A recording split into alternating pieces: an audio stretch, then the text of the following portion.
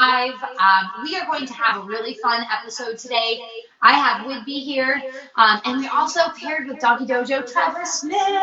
Whoop, whoop, And I'm in the and house. I figured, I'm just really getting this feeling that we're a couple weeks into quarantine. At first, everyone's like, "Oh man, it's not so bad. I'm home with my dogs. I'm gonna, yeah, it sucks that business is going down, but I'm home. How cool! I get to play with my dogs."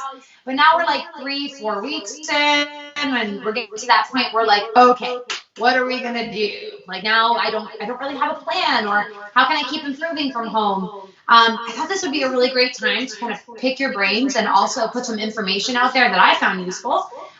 And Trevor's here to demonstrate some cool things too.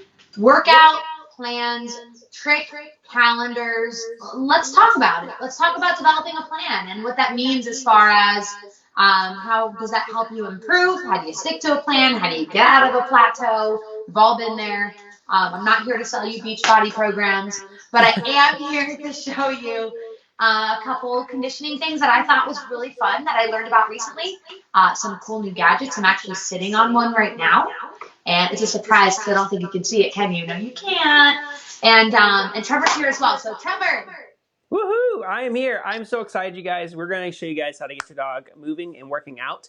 I know here in Texas, we've had a couple of days of rain where we're all kind of locked in. So being shelter in place has kind of been great when you can just go and walk with your dog, like Chrissy's saying. But when you're just like locked into the house, like what are you going to do to keep your dog moving, both mentally and physically? So we're going to talk about that today and get you guys all set up for success. I am so excited that Chrissy's here because I've seen her workout plans. They are so cool. I can't wait for her to show it to you. She has like this whole list, and I know I can see it in the background right there so you guys can spy. But it's really cool. So I'm hoping she shows it off a little bit. But without further ado, Chrissy, let's go. Yeah, so first of all, I think what's really important to discuss is a couple things you should start out at home. So I am in my little training room here. It's not a very big space, but there's some things that I can't do my workouts without. And that's first. Let's start with the floor. So I've got some really nice matting here. Not expensive matting. It's actually pretty thin and not the highest quality. So I'm more careful if I'm going to do impact like workouts and events. Like I'm not going to do some grandeur high jump in my tiled floor with a small matting. I would want something thicker. But that's something really important to consider. I know Great Mats has a great amount, no pun intended, matting available that actually are used for like agility and sports. So that's definitely an option to consider. But if you want to keep it light, kind of how I do down here, I have just thin mats. So I highly suggest doing your research and finding something that works for you. Also, just having some basic equipment. So I love Paws equipment. I have some Cavalettis. I've got their Fit Phone, which I'll get for you. I showed off this recently. I love the Fit Phone. So does my daughter. um, and of course, back here we have. So I want to reveal our special one. Got a exercise ball. This is just a general exercise ball, but I know Fit Paws has a really good brand. And also, I have multiple climbs. You can tell the climb is actually holding the ball in place, which is really useful. And treats. So I like to work with treats because if I work with a toy, it's a little too stimulating for my dog personally. That's Whippy. Beasley is much better just working off the treats as well. So we use our whole prey by Noble Pet Foods. It's very small, just pure protein kind of treats. So we like to utilize that. Nothing that's going to crumble and dust and create a lot of dust. You want to just be able to like give treats and go in small portions, or just use the dog's food. You don't have to use a specific treat. So as far as what we have here, those are kind of like the main items that I would want to have before I even get started. Yeah, but also, I'm going to show my setup over here too. So I have also the climb right there. We might talk about that a little bit. And then we also have the fit bone over there. But my biggest thing is actually like stability. Like I think, when you first start off, like if you see both actually, we were talking about this right before we went live, we both have these mats. She got hers from Five Below. I got mine from Amazon. just put them down. They're super simple to put down. They stay on the ground. They hold the dog's feet very well, or paws very, very well into the ground. And it's real important that your dog feels stable and safe in the very beginning of training. And I actually love canine fitness for this really big aspect right here. Is on Friday, Jess and Amber brought some really important points of preventative measures or preventative medicine to keep your dogs physically healthy. And one of those aspects that can happen here right now, this canine fitness we're going to talk to you about, is you can start doing these workouts with your dog, and your dogs and you will get into a routine, and you'll start to build and build and build their strength over time. But say one day that maybe they can do 5 puppy push-ups regularly, maybe for 3 sets, but you can't even get your dog to do 3 puppy push-ups one day. And you're like, okay, well, let me let them rest. And the next day, still having struggles with that puppy push-ups. That can tell you right there, they may be acting completely fine, running around with their friends in the backyard all day long and having a good old time, but then they just can't do what they normally can physically do.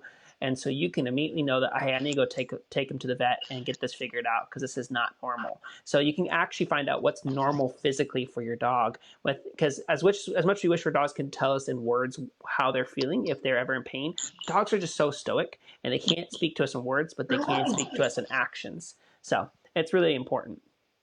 Yeah, and I think like understanding from the get-go your own limitations of your dog or yourself, um, for example, let's use a human example. You have really bad knees. You have a lot of trouble getting down on the ground, things like that. Then you're going to want to tailor your workouts to work for you and your dog. You don't want to put either of you in a position that's going to cause a lot of pain, or you're going to not be able to recover, and therefore your dog can't recover. So you can also, use at-home things. Like, you don't have to have dog fitness equipment, although that's really ideal. I've seen people like utilize the couch for teaching their dog to do like paws up, and then maybe using a 4-limb exercise with the bow and whatnot. There's so many things that you can do that also is just right in your home that also can help you do well too. But with your dog, you want to know limitations. For example, Whitby is a border collie and he's young and he's in great physical shape. So he is great with fast repetitions over and over again, although he's a puppy. So we want to make sure we're not doing too much strenuous exercise on his limbs and joints. Beasley, on the other hand, is a little bit older. He has a medical condition that's pretty much there for the rest of his life. So we build in lots of breaks in between, a time to breathe, a time to kind of decompress in between his reps. I'm probably not going to go for as many as I can in 60 seconds, but I'm going to work more on like position and form to make sure it's really solid for both my dogs. However, Whitby can definitely take a more stressful load of repetition than Beasley can. So understanding your dog's limitations. If your dog tends to be a little fearful, you're going to want to break down that activity into smaller steps just to get through maybe even something like getting on the exercise ball. But to move forward from there, because I know this is not meant to be a very long day of talking about fitness, although we could, I want to Definitely show my calendar. I must preface this, and I'm going to plug somebody here, but they were an immense help. It was the Total Canine with Leslie Ide. She is a fantastic person to work with, who developed a personal plan for me and my dogs. So she evaluated the dogs, she developed a plan, and we built the calendar together. And I can't tell you how helpful it is, even as a professional myself, to have somebody else who is really great in their field of learning and be a sponge. And they actually developed a really cool program for me and my dog. So there's lots of people who do this out there, and I really loved what she did. And I'm going to show you. I'm going to hold it up while I talk to you. You can see my little halo of light there. So we have here, and you can't really read it, so I'm going to read off a lot of it to you. I'll have the Monday through Sunday across the top, and then I'm going to have the different areas of work down the side. That includes core, strength, flexibility, cardio, and breaking down each day what I would like to focus on. It's just like your own workout program.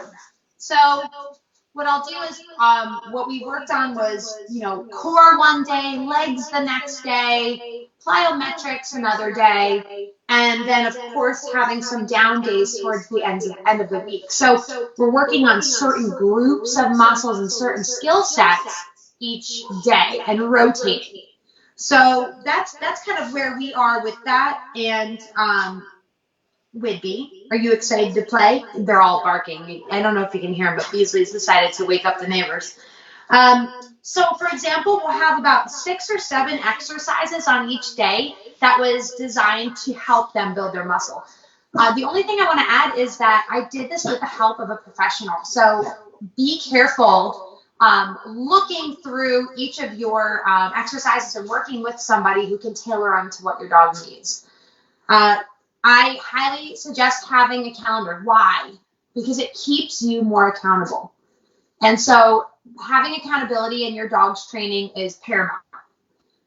We can easily forget a day. We ran out of time. We don't stick to the plan.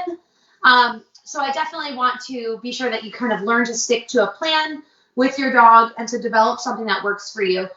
And to add to a final note to this calendar is that if you miss a day, it's not a big deal. Just hop on the train the next day and work through that actual planned day. So if I miss a leg day with my dogs, I don't panic or worry or think I'm behind the ball. I just pick up the very next day with the next category and we just keep moving through. And that's okay. Also, we'll demo a couple of these today, but I just want you to always work with a professional when building your own workout plan. So that's kind of my idea on calendars. Yep. So I went ahead and looks like we had a bit of echo for whatever reason, but I think I'm adjusted to the settings. So if there's some echo, guys, inside the live stream, I'm so sorry. That's just how things go. But let us know if there is anything else that, if you guys didn't catch something because of the echo. But Chrissy, that workout plan is so cool. And Leslie Ide is an amazing person. She has always done fantastic with all of her training programs, but I recently jumped into her fitness, 14 days of fitness, which was really cool. But then also I am part of one of her programs, her monthly programs, and it's just an incredible amount of resources for canine fitness. So thank you. So one of the things that we want to probably jump into is some demos for some workouts. So some things that you can do with your dog. So Chrissy, did you want to show off first with Whidbey, or what do you want to do?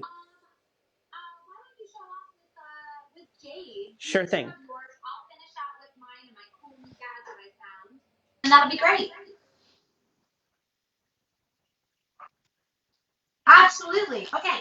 So while he gets Jade, I'm going to show you guys ahead of time the really, really cool new gadget that I found. And if anybody has kids, you may have seen this. This is one of those chairs that they have for wiggle butts in class. So it helps like core, but it helps kids who get fidgety, helps them kind of be able to displace their fidget elsewhere instead of on your walls.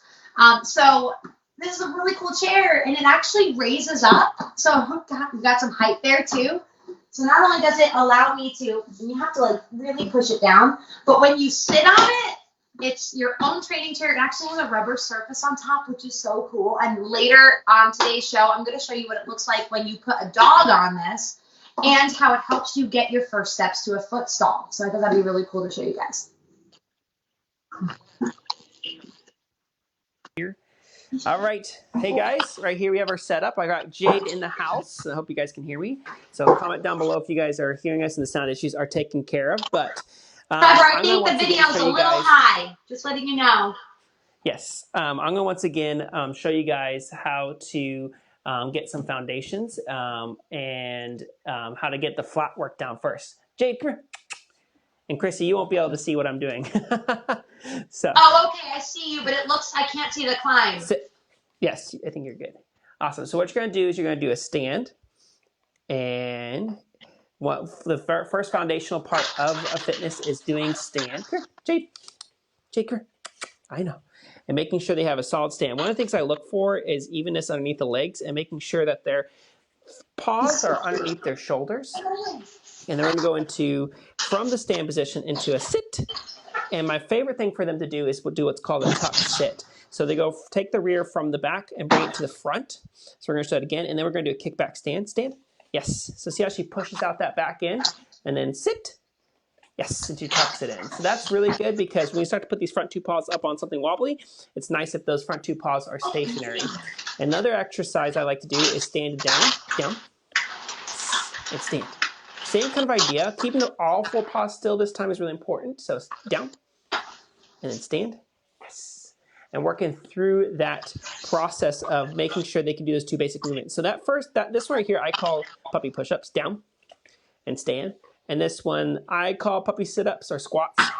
Jade, sit, stand, just to kind of work on those behaviors. Then you're going to move over to something that's a little bit more solid, and you're going to ask for the same behavior. So Jade, sit. I'm going to kind of move out of the way a little bit. Sit.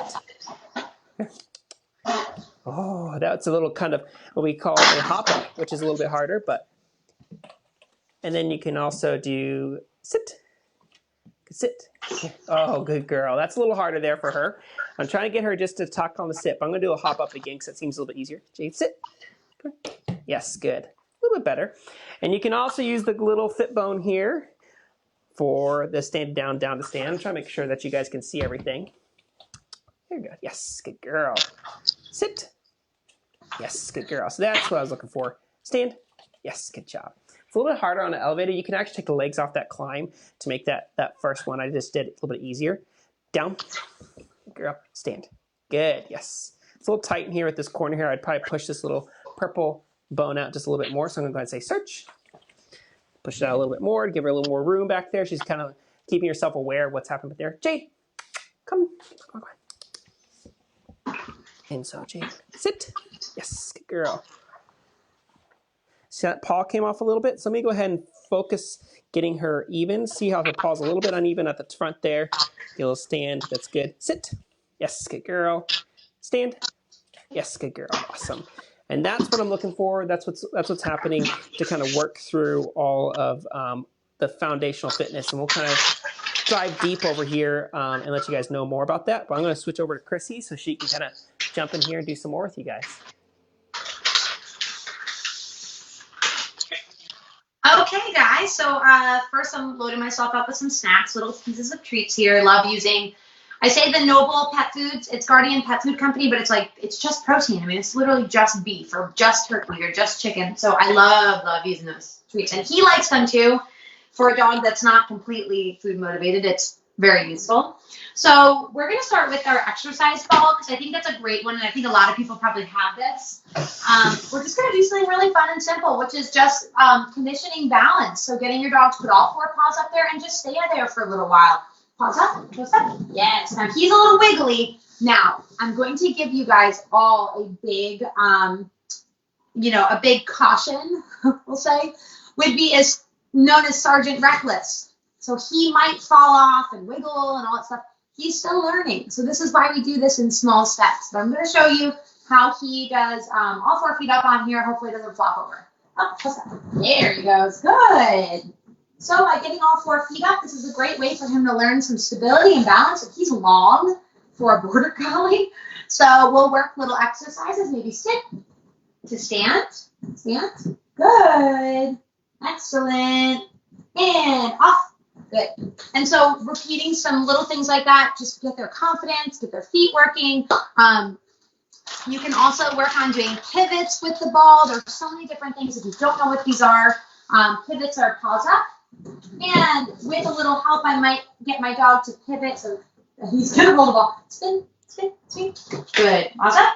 Oh, he wants to go all the way up. That's great.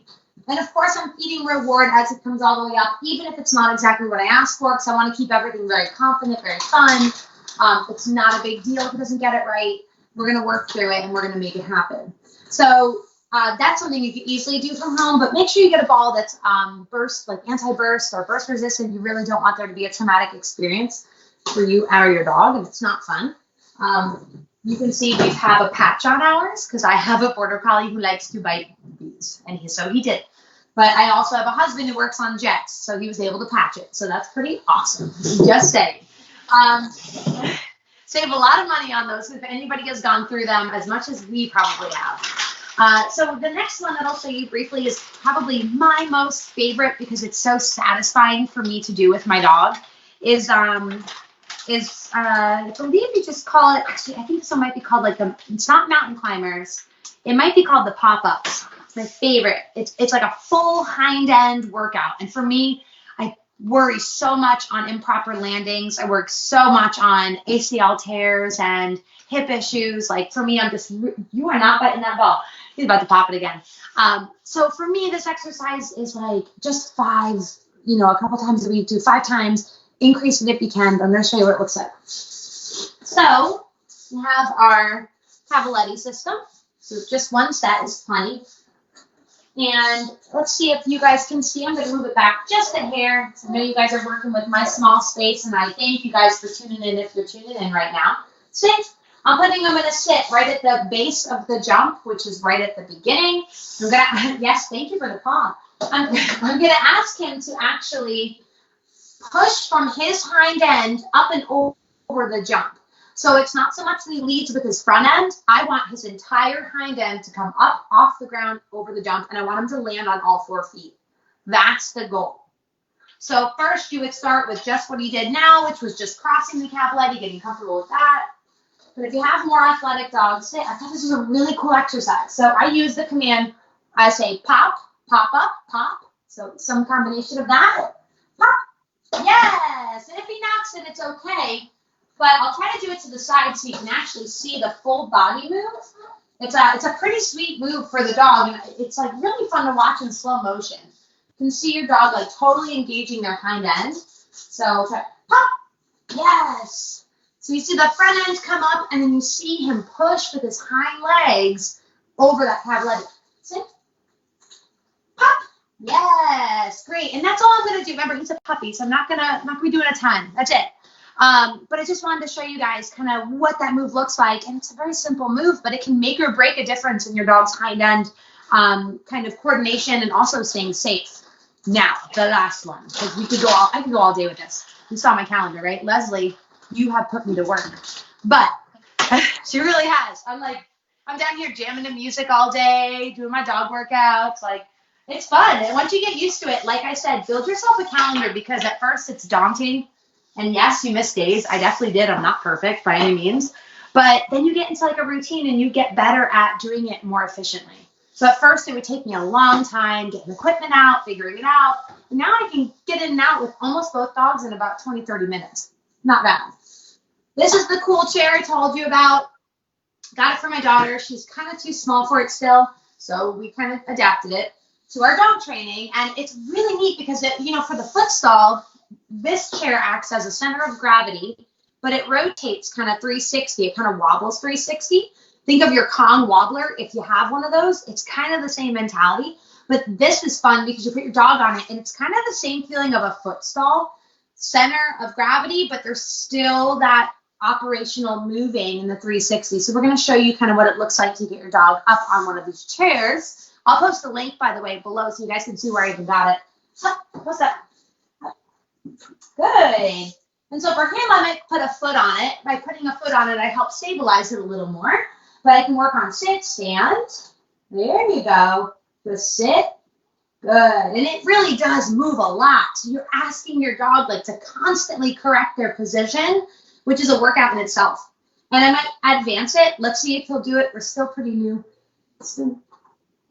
Spin. Oh, he's getting wiggly. Spin. Oh, good boy. Yes, good work.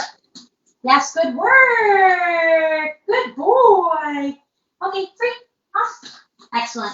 And so again, really short and sweet, a lot of confidence building. If you make a mistake, it's not a big deal, but praise them up for your mistakes, or if they don't do it right, I don't care. Praise them up, because we want this to be really fun. So that's kind of what I wanted to show you guys today. Hopefully inspire you to go to your trainers, learn more. I know that BFF Pet Services is going to be doing some fun workshops coming up online. So check that out. And also Leslie, man, she set up a beautiful program for us to survive this quarantine. So I highly suggest looking into that. And Trevor, you also have a CCFT education as well, correct?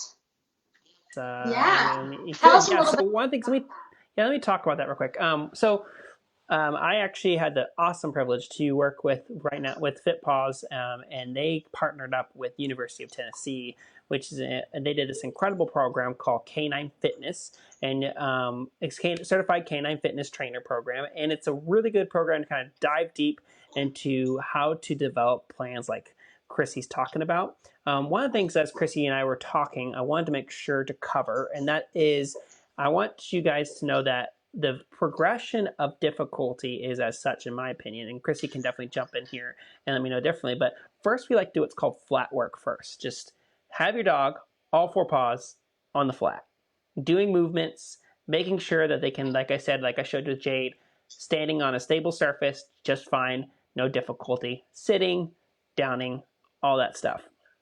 Then what you're going to work on towards is those front paw. The front paw awareness is going to be super simple, much more simple for the dog to get to versus the rear paw awareness. And rear paws is usually harder than the front paws because dogs, a lot of times, especially puppies, will just drag that rear end behind them wherever it's going. Have you ever had your dog like knock over stuff with its rear end and all that? That's what's basically happening. So first work on the flat work, then front paws, then rear paws, and then all 4 paws. And you can actually start to get 2 paws up on one surface, like the foot bone, and then on a different surface like the climb, and have them on 2 different types of surfaces, and start then eventually working into individual paws where they individually can manage 1 paw at a time. So that's the progression of fitness that I like for people to do, because it's so fun and so easy for you to want to just jump your dogs up on all this stuff. Like I think a lot of you guys are thinking like, oh, how cool it'd be to get up onto that little ball that's on top of the climb that Chrissy has in her office right now. Yes, that's really cool if your dog can do that, but make sure your dog's safe the whole time. What I really love to see about Whidbey on top of that wobbly chair is how confident he was with his paws. I know he kind of stuttered a little bit, but for a lot of dogs, that would be way too advanced. So make sure to kind of start off, because I know Chrissy, and I've seen Chrissy work with Whidbey on all this stuff way early on. She works her dog's cavalettis too a ton. And that's something we need to probably bring Chrissy back for eventually, is cavaletti work. So Chrissy will definitely, we'll bring you back for cavalettis very, very soon. But back to your question with the certified canine fitness, definitely look it up if you're looking into more in-depth knowledge of what CCFT or canine fitness is all about. That's a great program. But also, like Chrissy said, Leslie Ide has some really great stuff to look at as well. So we have to probably tag Leslie into this.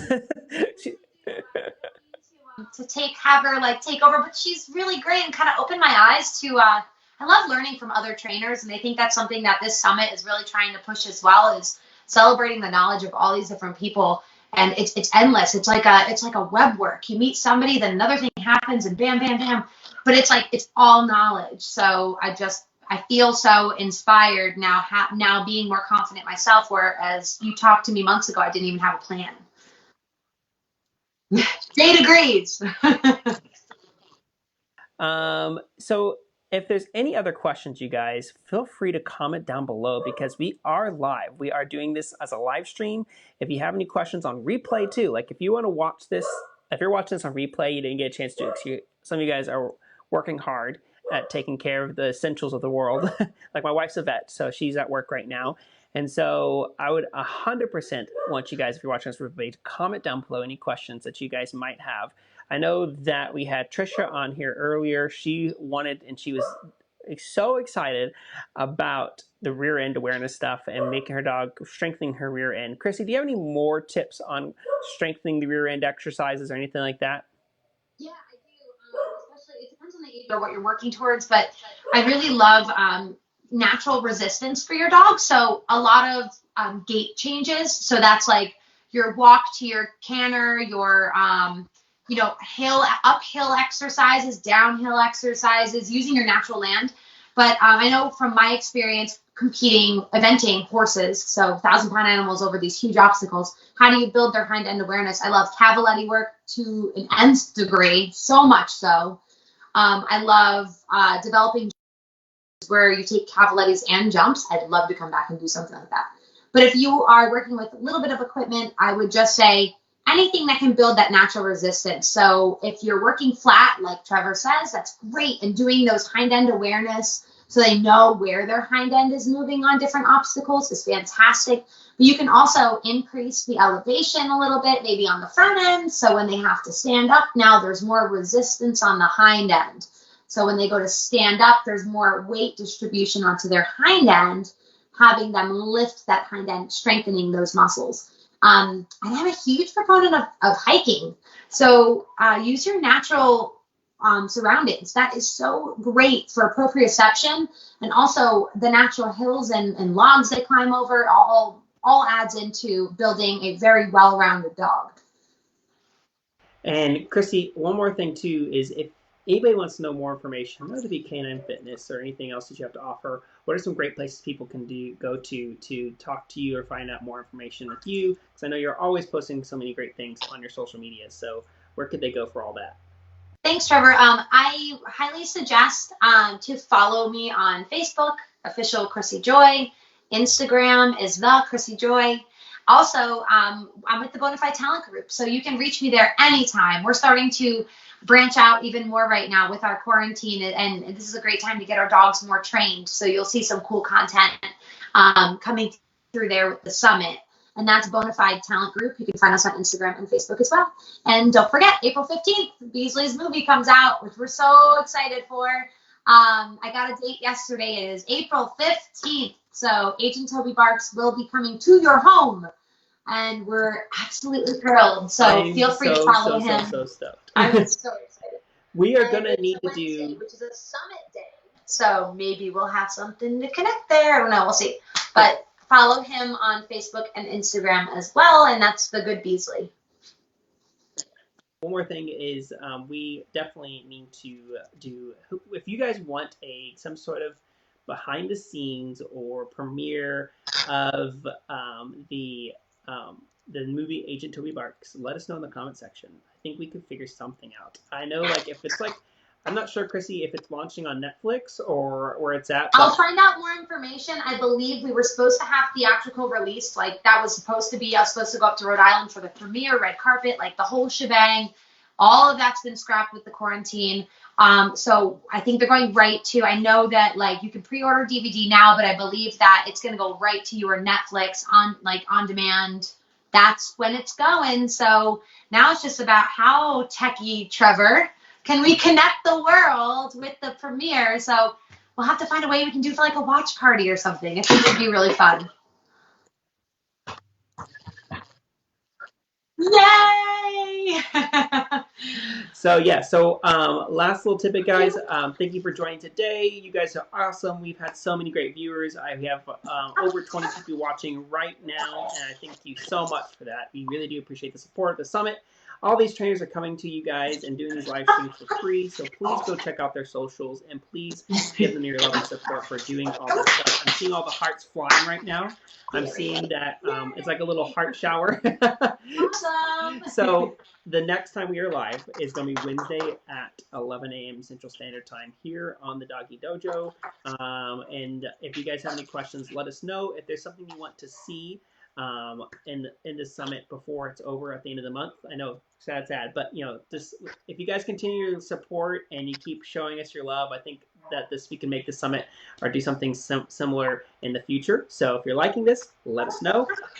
Otherwise, have a great rest of your day, and we'll see you all in just a little bit on Wednesday. Thanks so much. Good job. Thank you, Bye, Chrissy, guys. for joining us, and thank you for all you're doing with the wonderful world here. So appreciate you. Thank you, Trevor. Bye now.